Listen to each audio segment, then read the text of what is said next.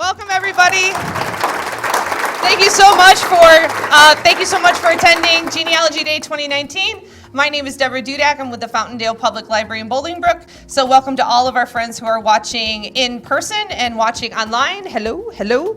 We're so happy to have you with us. So our first speaker for the program today is Steve Savados, and he's going to be presenting how to use DNA in your genealogy research. And let's give him a warm round of applause. Thank you very much. Well, thank you, Debbie, for having me here. Just wanted to start off by saying I am not a DNA expert. I'm not a genetic scientist, and I'm not a doctor. Don't ask me about haplogroups, chromosome browsers, SNPs, or anything about the science of DNA. So why am I here? You came to hear about DNA. I'm here to talk to you about the practical side. How to use your DNA to solve whatever you want to do it. Okay. Why are you doing your DNA? And then I'll talk about descriptions of some of the DNA tests, just briefly to set the tone for later on. Just want to make sure that you have a good basis to listen to later on. We're going to be talking about the results offered and the tools, which is really the basis of the talk, and then about 2 case studies that you'll be very interested in, and that's the basis of most of the talk. So, why are you doing it? Are you curious? You want to see what the results show? Are you doing it for medical reasons? See what sort of medical projections you might have? You want to exchange information with lost cousins or new cousins? Or prove or disprove their oral history and test relationship theories. I'll tell you that later, the last one is not why I started it. I started more at the top, but I ended up with the bottom. So be prepared that you may just want to know what's going on, what is my ethnic origins, but I'll guarantee you that most of you will get more involved in your genealogy because of that. You'll ask questions and you'll start digging into your DNA because you want to know how can these results help me with my research? But you got to be careful. DNA may show you some things that you didn't know, that you may not want to know. But once the cat's out of the bag, it's very hard to put it back in. So be prepared that there may be some secrets that come out. And it's happening more and more today because more and more people are taking tests. And both of my test cases are based on that too. Okay, major testing companies, just briefly. Family Tree DNA, they offer tests in the 3 major tests. Y-DNA, mitochondrial, and autosomal. 23andMe is only autosomal. Ancestry is only autosomal. And MyHeritage is only autosomal. There's a lot of other new, National Geographic is only autosomal. They're not new. They were one of the first companies. Living DNA is also only autosomal, and they're relatively new. And most of their database is for England. So that's a good place to go for England. Back to MyHeritage, I went to MyHeritage because when I surveyed different genealogists over in Europe, they basically say that instead of Ancestry, they prefer MyHeritage. So I started with looking at MyHeritage, both DNA, family trees, and their databases because of that, my Eastern European connections. Okay, Y-DNA. If you don't know, it only gives the DNA, your father gives it to his son. It doesn't go to any females. It's only to measure the paternal line. On that family tree, it's only that top line going backwards. It doesn't measure, doesn't connect to anything on any other parts of the tree. There's my results and my match. One person. And I took it to make a connection with my, or descendants of my Jewish ancestors. My great-grandfather was Jewish. He's not Jewish. He came from Germany. That match. It didn't match. And the name should be Frank, not Württemberger. Mystery, didn't match. I had a second cousin take the test, and yeah, he did have a match with a Frank who was Jewish and who came from the right area of Hungary. But I didn't match with my cousin. Another mystery. There's the matches that for Württemberger. Now, what does that mean? See the yellow? I was off one each in those two yellow spaces. Meaning, back here at the results, I was at a genetic difference of 2, meaning I matched on 35 of the 37 matches. Now, you can go out all the way out into the 160s or even in the 200s on the number of markers. I chose to stay at 37 because, one, it's the cheapest, and it seemed to give me matches, or most people stop at 37 because it's the cheapest. And if I went to 67, I would limit my matches even more. So since I only had one at the 37, I'll just leave it there, and hopefully I would get more matches later on that would connect to my Jewish ancestors. They never did, though. Okay, and here's another reason why I stayed at the 36. See here, 65 out of 67. Look at the results.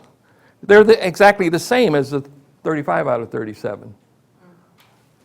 Percentages of accuracy, probability. So you can see at the 37 level, I would get the same accuracy as the 67, so why should I pay the extra money? I might get more matches if I stayed at the lower level. So that's another thing to look at. And I was very close to Württemberger, not Frank. Okay, so what is the Y-DNA? What's the benefits? Well, it shows close matches that definitely share a common paternal line, but the matches reveal a birth fathers whose surname or variations it tells you a birth name, or at least a variation of it somehow. No variation of Frank. I was in the W's. And German sounding. What's the limitations? Well, it only matches a certain part of your tree. So it's not really measuring all of your tree. So it has its limited use, but it does really narrow down and nail down that paternal line. It only common ancestors, though, could live hundreds of years before you, or after you, or before you. And the time to your most recent is quite a few generations back, or could be. Now, your mitochondrial, basically the same as Y, except it measures the maternal side. Your tree, it's that bottom line. And one advantage is, see that yellow, the red? I have Foster, so I don't know her maiden name. So extending that out, I would be able to get an idea of what the maiden names should be, and hopefully would give me clues on where to search for that maternal line more, getting a mitochondrial test. And it has the same values as the Y-DNA test, and it has basically the same limitations, except it's just maternal. Oh, one thing that it does give is that I got mitochondrial DNA from my mother, but I cannot pass it on. My sister got mitochondrial DNA from my mother, but she can pass it on to her children. So the mitochondrial is passed from a mother to all of their children, but the sons cannot pass it along. They can only pass along the Y-DNA. Now, autosomal, totally different, most popular. How many have taken an autosomal test? Almost all of you. How many have taken a Y test? A few. You had a brother take it. Cousin, okay. How many have a mitochondrial? Okay. You're diehards. Those are the most expensive. Okay, but remember,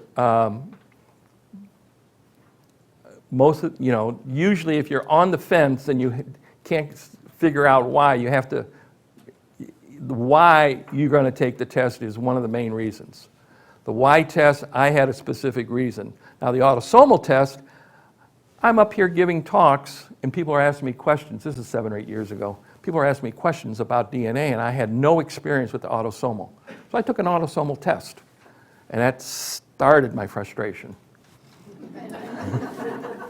Oh, much more than you. I mean, I could figure out the ethnic background, except it didn't match. It didn't match the paper trail. So there was my frustration. I actually argued with Ancestry to give me my money back because they were so far off. At that time, they were sitting at 40% English-Irish.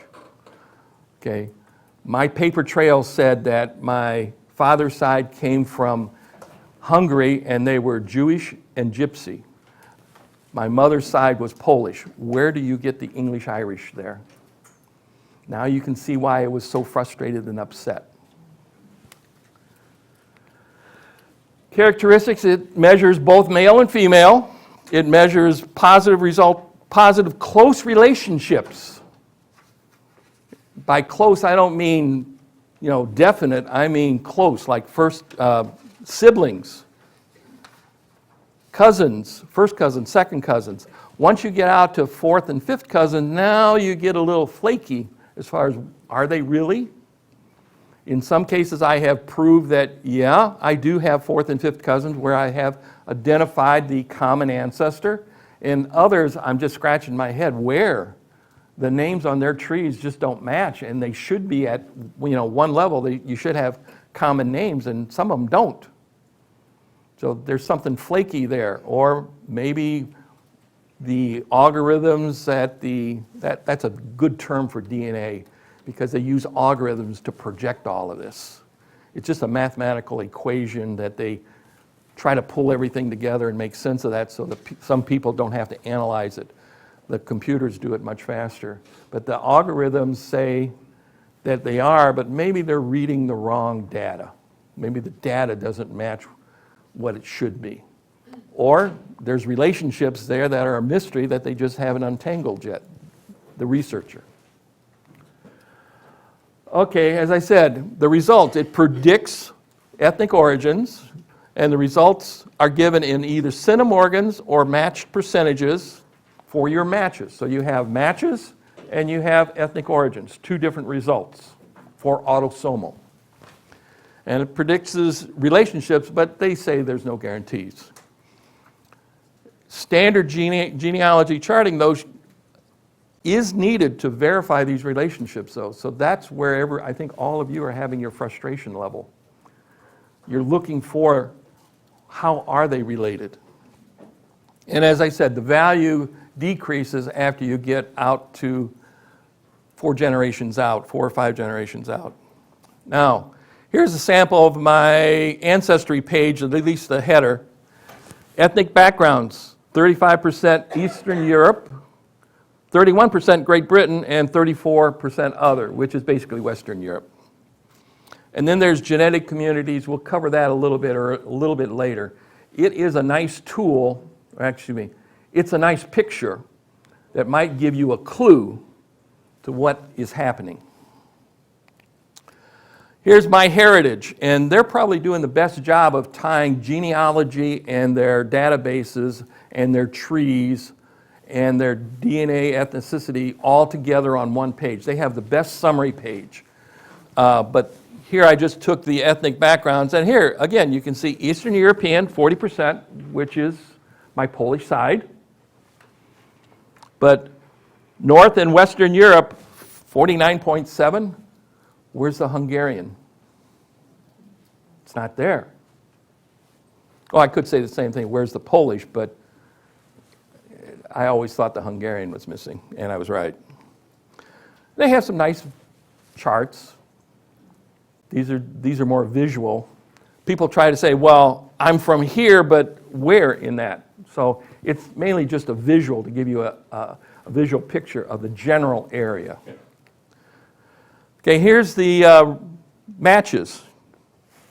Just to give you an idea, hopefully, this is from Family Tree DNA. Here's all my matches. Here's the relationship that they project. Here's half-siblings, here's cousins, and this is more recent. And then here's the centimorgans, that family tree. You can see that the siblings are quite high. And notice that number 2, which is my sister, that I grew up with, is in the middle of 2 other ones. And then over here, when it's blue, they have attached a tree. And then they have places for notes. And then when it's blue, I have attached a note to that person. And then the envelope is obviously the contact information. You click on that, and you can send them an email through Family Tree DNA for privacy reasons. I think Family Tree DNA doesn't reveal the email address that they're sending it to. So there's privacy on both ends. If you don't want to talk to them, you don't have to. And even if you reply once, you can still cut it off, and they don't know who you are, where you are, or what your email address is. So there is privacy there. But that's just a sample of a results page. So the benefits is it tests autosomals not analyzed by the other DNA tests, which is very powerful, because now you're looking at everybody. You're looking at your entire tree, or you can look at it. And it may confirm close relationships. As I said, the 3 at the top were siblings. But some actual relationships may not show up as matches. Why? Because through the generations, you lost DNA. Just think it through. How much DNA did you get from each parent? Roughly 50%, but it may be 40 and 60. It's random. So if you only got 40 from one parent, you lost the other 60. Your grandchildren will never have that other 60. There's no way of retrieving it out of space and passing it along to your grandchildren. So the same thing may be true with each generation. For each one you were on the short side, you lost the other you lost the other piece.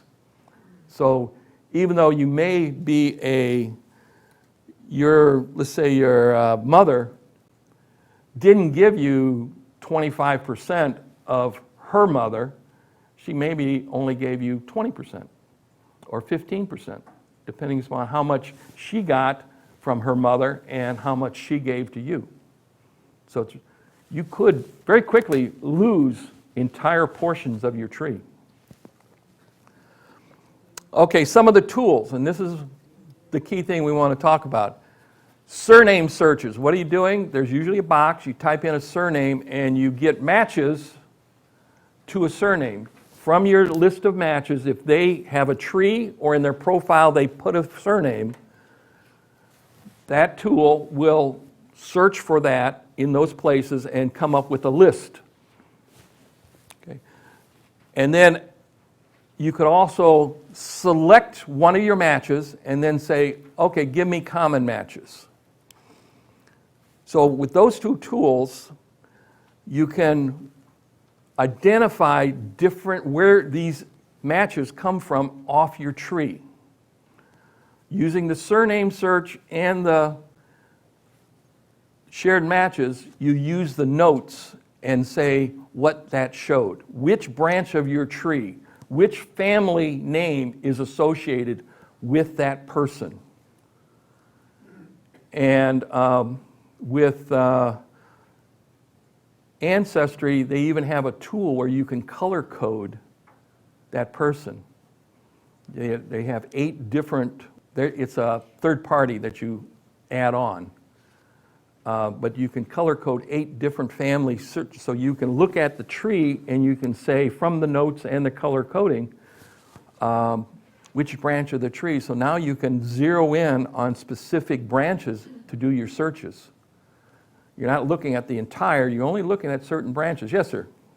Just to note that living DNA, when they give you autosomal results, they do a Y-DNA and a mitochondrial DNA test to help form the, estimate. Okay. They give it to you. Yeah, but they don't give you like Y-DNA markers or anything, but they use it to help in the. Okay. I haven't tried living DNA yet at all, so I'm not knowledgeable in that, but thanks for the comment and the additional information. And if you have, as I said, they're mainly English-based, so if you have English ancestors, you may want to try living DNA as an additional test because it may be limited number of matches out there, so you may want to look at all your buckets. Okay. So I said, so add surname and matches and commons in your notes so that you can segregate who these people are. Attaching family trees to your DNA will help you communicate with your matches, because looking at a DNA or looking at a family tree on your matches will help you identify who these people are immediately, and then you can talk more specifically to that person. And then I'll give you an idea of, I'll give you the graphics of genetic communities from Ancestry only. If I had that a year before I started analyzing my DNA, I would have done it faster. Or put it another way, I would have realized that the charts they showed me matches what my matches were saying when I wasn't believing my matches. That chart would have changed my view completely. When they came out, basically I had solved the problem. You'll see it later. Okay, and then contact information is, we'll talk about that too. Okay, here's, this is where I started with actually number 4, because when I started analyzing it, I only had him on family tree DNA as a second cousin. That was my closest match.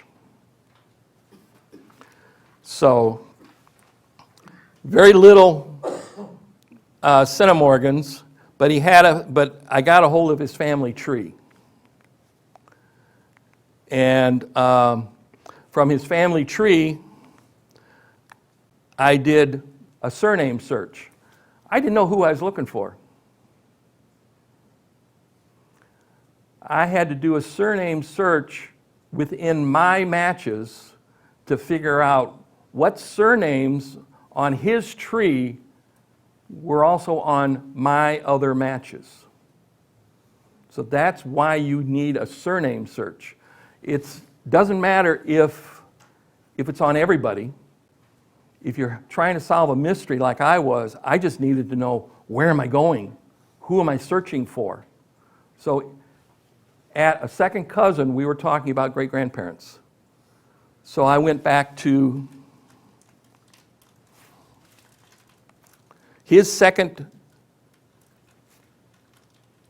I went back to his great-grandparent level and did surname searches on all those names.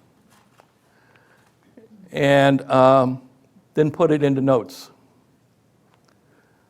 Okay, here's a blow-up of that section. Family tree is important for you to understand where you're going and to compare your results. Enter everything in notes, and then here's the contact information if you need to contact people. So what do I mean by, how do you calculate second cousins, and why did I automatically go to great-grandparents? Here's a simple way of remembering rather than always looking at a chart. the cousin level equals the number next to the great-grandparent plus 1. So a great-grandparent would be 1 plus 1. So you're looking at second cousins. Grandparents, you're looking at first cousins. So that's 0 plus 1. A second great-grandparent would be 2 plus 1. Simple math to remember in your brain. Going back the other way, I was dealing with a second cousin, so I'm looking at a great-grandparent level. That's why I immediately went to his great-grandparents. We were about the same age, same generations. 2 of those names, one set of great-grandparents, is where we're common ancestors with. I had to determine which one. And using his tree, I was first looking, oh God, who's on the block with my mother? Things like that. Then I, wait a second. It's great-grandparents. Just use the surname searches. I started using the tools that were on the page. The companies don't tell you to do that. They add it, but they don't tell you to use those. It just appears on the page. Use the surname searches to figure out who's in your tree and what branch of your tree do they match up with. At this point in time, I did not have a tree. I had a tree for my mother's side. I didn't have a tree for the other side, the mystery side. Okay, family trees. It allows allows searches of family trees of matches for surnames that are in yours. It allows you to confirm the generation of ancestors in common.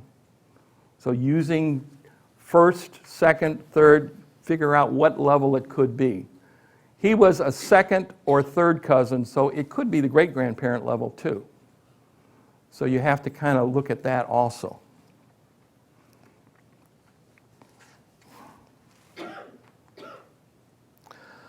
But one thing, only start using this after you have a tree and you've added your tree to attached it to your DNA. Okay, again, enter it into the notes. Contact information, well, I would use it to confirm a relationship, especially if that person doesn't have a tree. I wouldn't do it on third or fourth cousins, but on first and second, if they don't have a tree, you can guess at where it's going to come out by using matches in common. You can select somebody that you know for sure is in a certain branch, or you can actually select that person that doesn't have the tree that's a close relationship, do a matches in common, and then look in your notes. Okay, what do the notes say? What branch is he in? And then you kind of guess at who the common ancestors would be. If he's second to fourth, I would go back to the fourth and send them in your contact specific names, surnames. I wouldn't say the given name, but surnames of who you suspect is at the third great-grandfather level. That's the furthest one out. That'll give you the longest list of names to send them.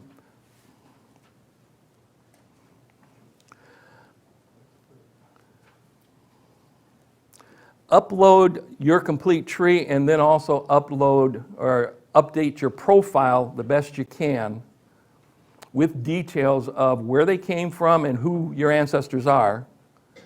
So again, he can look at your profile and analyze you before he decides to respond to you. If you have nothing, he may not know how to reply to you, so he's not going to. And if you have a first or second cousin who you don't know, and that's a good place to exchange information, so you do want to be in contact with them. So you need to give them as many carrots and information so that they want to contact you. Okay, send your message on the DNA match page, so that everybody's privacy. They're less threatened by sending it through the DNA company versus a straight email. And be as specific as possible to avoid confusion, but don't give them a 4 or 5 page rendition. Just give them some of the quick facts so that they can make a quick decision. Oh, this is somebody I want to talk to. And try, as I said, try to list the common ancestors. Don't overwhelm them with too much information.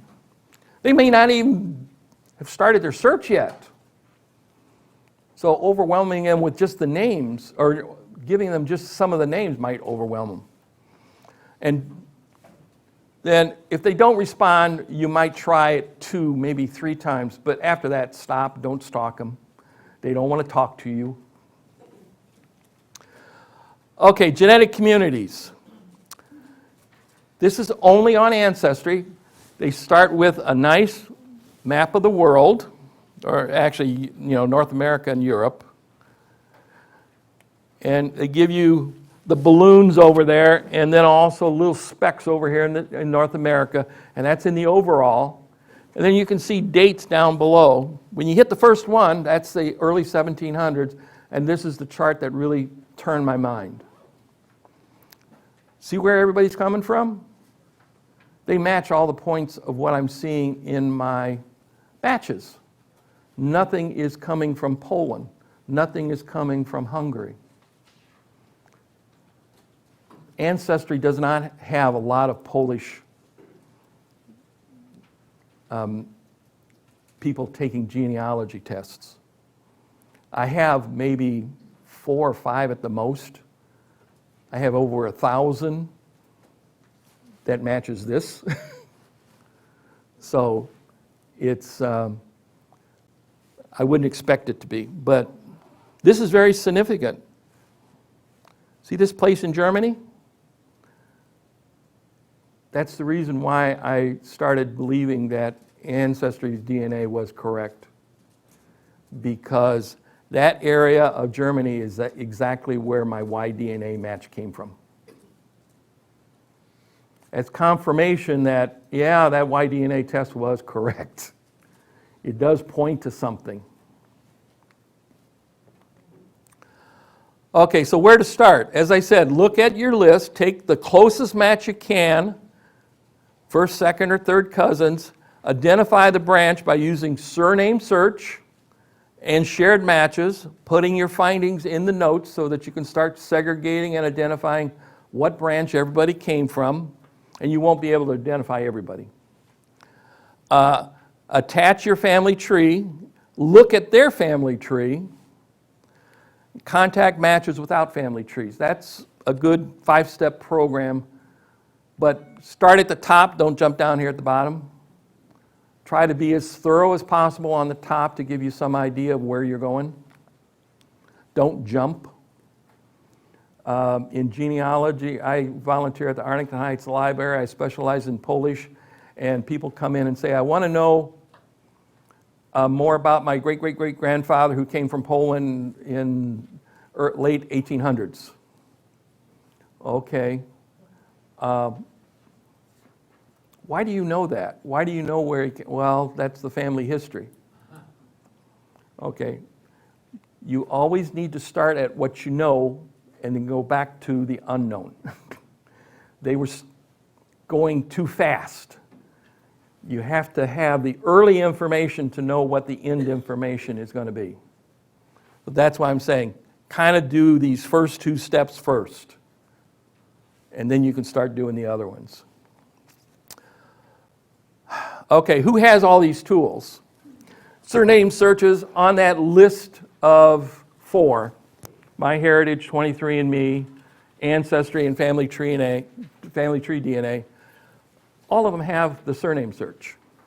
The shared matches, 23andMe does not. The notes, 23andMe does not. Family trees, 23andMe does not. Genetic communities, only Ancestry. It's not critical, but it did help me quite a bit. at least to confirm that I was on the right track. Contact your matches, all of them. Chromosome matching, I said, don't talk to me about chromosome matching, but I just want to say that only right now, I think, only Family Tree DNA, MyHeritage, and GIDmatch. I didn't mention GIDmatch. I don't want to talk about GIDmatch. It is a very good tool. I'm not minimizing it. It goes back to the science, understanding more of the science. And I like to do my family history. It's very practical steps in front of me is what I'm doing. I don't want to go back to college to learn about genetics. And GIDmatch is coming on with third-party tools that helps sort some of that out, but it's still in its infancy as far as that. It's a very good tool if you really want to get your hands dirty on the scientific side of the genealogy. It was, I think, put in place because there was a need to have people look at the largest database of matches. So it allows free uploads of everybody's DNA, and you can look at more matches than on any of the other sites. That's the basic concept. But it doesn't have the practical tools that we were talking about at the other sites. So that's why I zero in on only looking at the other sites, because they rely on chromosome browsers. At least that's my impression of GIDmatch. Okay, Steve's Mystery. On my Y-DNA, I had a Württemberger, not a Frank, not a Sabadas. 4 autosomal tests from different companies had origins anywhere from 13 to 40% on English-Irish ancestry. The 40% was on Ancestry, and that's why I called them up and said, you don't know what you're talking about, give me my money back. You know, with Ancestry, they never give you your money back. So I knew where that was going, so I very quickly into the conversation, I asked for a supervisor. He offered me a free 6 months subscription. Well, at the deluxe, that's $90. That was more than the test. I said, well, you know you're talking about European. Okay, I'll give you the European. That was $200, and I was only asking for $70. So I got my money back. And by the time I was done with that 6 months, I had determined that, yeah, they were right. Did you let them know? Yeah. Let's see. Okay, we're moving along quite well. There's the spread through the 4. And the top one, the red, you can see Ancestry at 40, Family Tree DNA at 36, MyHeritage at 16, and 23andMe at 13, and it should be 0 per my paper. So I had a problem. It took me a long time to come to terms with, is that wrong? What is in there? Okay. If it was 1% or 2%, that's an anomaly. But the lowest was 13, the highest was 40. Something significant is in there, so I had to look at it eventually, and I did. So what did I do? Well, I did another Y-DNA test, this time with a first cousin. So my grandfather, I never found his birth certificate until recently, but he always said he was born in 1893. I found his parents' marriage record, and that was 1900. Oh, he's the culprit. That's why my Y-DNA doesn't match, because he has another father who wasn't Jewish. Well, the first cousin would measure him. He matched my second cousin, not me. So my grandfather wasn't the problem, it came down to my father. Okay, maybe he wasn't who he was supposed to be, but I had birth certificates in the US, and so I found a second cousin who would take on my father's side, who would take an autosomal test. She didn't match. So again, we have a problem with my father's side. I had my sister finally take it. I said, okay, go get back to the basics, start at the beginning point and go backwards. I had my sister take an autosomal, and she matched as a half-sister. What does half mean? Only one parent matches. So she would, when I took the test, when I asked her to take the test, I said, I have a problem with my DNA. I think I was switched at birth. She immediately said, I was there, you're my brother. I was a brat. Why would she claim ownership? I was really brat when I was growing up. I was the typical little brother. But anyway, after I peeled her off the ceiling, I talked her into taking the test. So when I got the test results back, I didn't call her up to tell her the results. But the next time I talked to her, she said, well, did you get the test back? I said, yes, we're brother and sister. I didn't tell her about the half, and I still haven't. It doesn't affect her genealogy at all. Same mother? Same mother, different father. Her father is who I grew up with. So her genealogy doesn't match. But I got to dig something out here. Where is it? It's a rabbit. Yeah. I do family histories. This is my father's. Look how thick it is. Guess when I thought I had came to the end and finished it. You're never finished, and I still have updated it since then. About the time I found out I had a half-sister. So guess what? This work is, I didn't have to do it. But he was my father. He has all my memories, or I have all my memories with him. So yeah, and my children also has memories with him. So they want to have something to remember him by, so look at it as a scrapbook for him. But that's all it is. He's not my father. So where do I start from there? The DNA, that's it. I don't know who's what. I don't know what names. I have 0. Everybody's dead. Can't ask anybody. So I go back to the 1940 census and 1946 city directory. Why is the 1946 city directory? Because I was born in 47. I was conceived in October of 46. So who was in Bloomington in 1946? That's where I was. Okay, but the Y-DNA test, that became important. Remember Wurtenberger? So I looked at all the W's in the city directory. I did family trees on all the W's using Ancestry family trees online. What I was looking for is to eliminate people. I got it down to 3 families. Okay, knowing the names now, or not knowing the names, but I got it down to 3 families. And I had the surnames of 2 of the wives, and of course of the husbands. Now looking at that second cousin's tree, now the names made sense. I narrowed it down to 1 family with 4 brothers or 4 sons of the right age.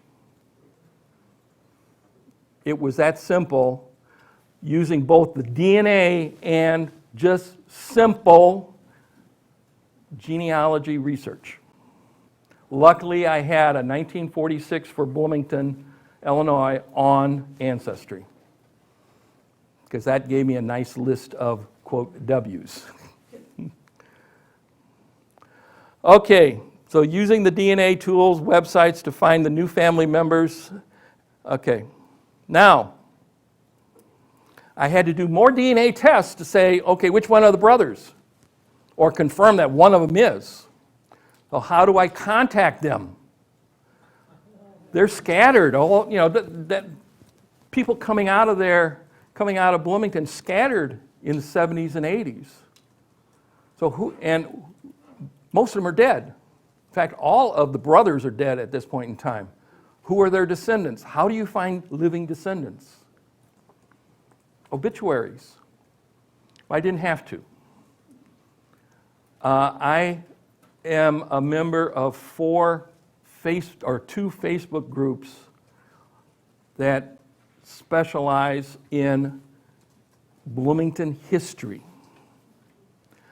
Knowing the names of the four brothers, 2 weeks after I had made a decision, I had to contact somebody in that family to start doing autosomal DNA. There was a thread about a professional fighter that came out of Bloomington, and he just happened to be trained early in his boxing career by one of the brothers. And one of that person's granddaughters said, "That's my grandfather." Now I have a living name. So I contacted her using Facebook's messages, which is private. I said, "I have to talk to you. I'm sure that we are relatives, but I need to talk to you on the phone. Please call me because of the sensitive nature of this. And if you are uncomfortable calling me, it is important, have your husband call." She called herself, and later on I found out she said she was shaking. I explained to her what the situation was, that I think one of the four brothers, your grandfather and his three uncles, your grandfather and his three brothers were possibly a biological father that I never knew, and I need somebody from the family to take a DNA test to kind of confirm that. She said, "Well, I don't know. I'll talk to my father. He was the youngest of the three children from that grandfather, and he passed it on to his older brother, who called me up within 2 hours. I ordered a Y test and an autosomal test for him, and we had lunch twice before the tests were finalized, and we had the results.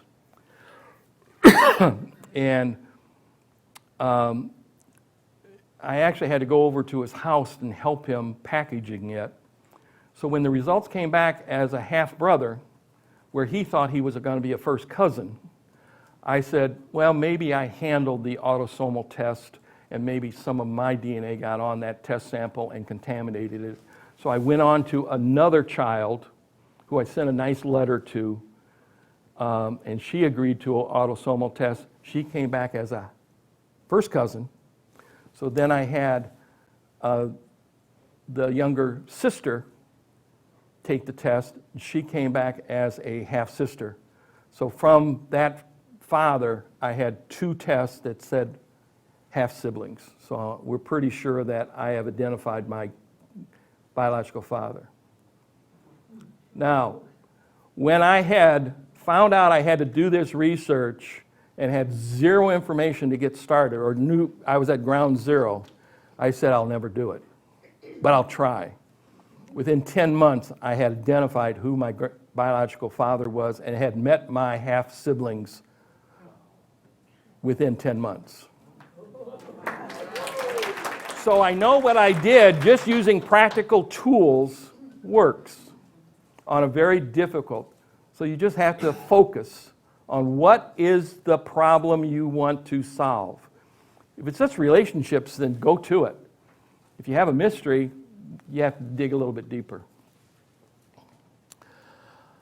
Okay, so as I said, identified the 4 brothers, had more tests, and then the results of the test identified the biological father. I grew up with one sister. I now have another sister who is 2 months younger than me. And I have an older brother and a younger brother. Sounds like you found a little busy. Right. Okay, and there's the results. Okay, number 1 is the other sister. Number 2 is the sister I grew up with. Number 3 is my older half-brother. And then number 4 is, as I said before, the second cousin who was he's got his tree on Family Tree DNA now, but he actually sent me a PDF of the tree so that I can start doing my research. So he was very instrumental in giving me the names to sort through. If I didn't have the names of his great-grandparents, I wouldn't have been able to zero in on that one family of the 4 brothers. Now, surprise number 2. This will be quick. JN showed up about 3 weeks ago as a first and second cousin.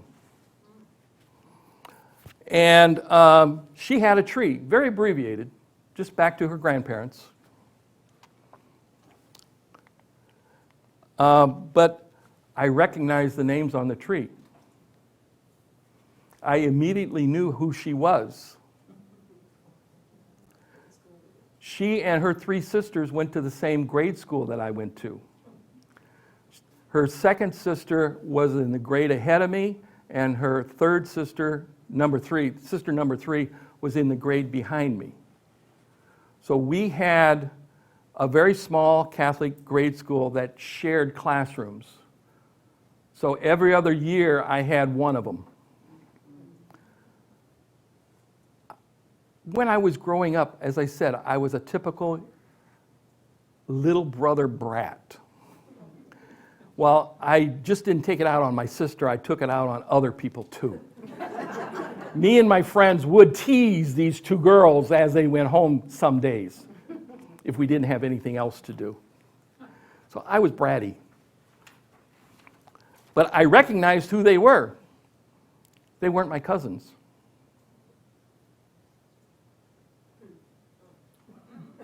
We didn't grow up as cousins. We didn't even know that we were related. Otherwise, they would have went back and told my mother about me. I surfed the Facebook pages of her sisters. Her youngest sister, I found a picture that looked like a twin of my sister. I've showed this picture, these 2 pictures together, and both people said, that's one person. But one is her younger sister and my older sister. That's how close the relationship is. So it might be first cousins, not second cousins. So what did I say about first cousins? Grandparents. What did I say about second cousins? Common relationship is the great-grandparents. We were not cousins. What happened? Okay. As I said, the common ancestors are the grandparents or the great-grandparents. We both have Polish grandparents on our mother's side, and the 2 grandfathers came from the same area in Poland. They were friends there and when they came over. So that could be a mixture. They might have the same father, different mothers. Okay, both grandfathers came from the neighboring parishes. The known great-grandparents do not match. So something funny could have happened over in Poland too. My grandparents married in 1923 in Bloomington. My grandmother was not in Bloomington until 1923. My mother was born in 1924. My matches, my new first cousin's mother, was born in 1922 in Bloomington, across the street from where I grew up. The 1920 census listed my grandfather living with her grandparents, and that also was in the 1922 city directory. He was living at that address. So he lived with them through 1922 at least, or until my grandmother came to Bloomington to be married. Okay. Ooh. So what do you think? So both sets of grandparents were neighbors and lifelong, so there weren't any feuds. I don't think anybody knew what happened. Whatever happened was a secret, whether it was in Poland or across the street. Okay, so now you have to compare the DNA, and we haven't gone there. I sent something to my match, and she hasn't replied. I haven't told her what I suspect. Okay, but to confirm, we have to understand, did it happen in Poland or did it happen here? A simple test of one or two of her other first cousins, the cousins descendant from the other children of that Polish couple across the street. If they match with me, then it's over in Poland. If they don't match with me, it's in Bloomington. It's that simple. I don't know the results yet because I can't see her matches, but she can. She just has to do a simple share. Who do I share with, and if any of those cousins show up, if they have already taken tests on Ancestry, then it happened over in Poland. If none of those cousins show up, then it happened in Bloomington. But as I said, she's not that far along. She hasn't talked to me. I haven't said, I said, maybe it happened, maybe we are common ancestors back in the 4th or 5th great-grandparents. I've done research back in there. Maybe we can make a connection there. Well, it's first and second cousins, so it's much sooner. Yeah. I came to that conclusion after I sent that letter out, and I'm glad I sent it out that way rather than the way I kind of suspect. So we don't know. As I said, if I don't match, a non-marital event happened in Bloomington. So why do you want to take a test? Pick your poison. But it'll probably change after you get your results. But remember, your curiosity may produce some unwanted results, and you can't put it back in the box after you find it out. But as a genealogist, it is a great tool. And even if you have something like I have,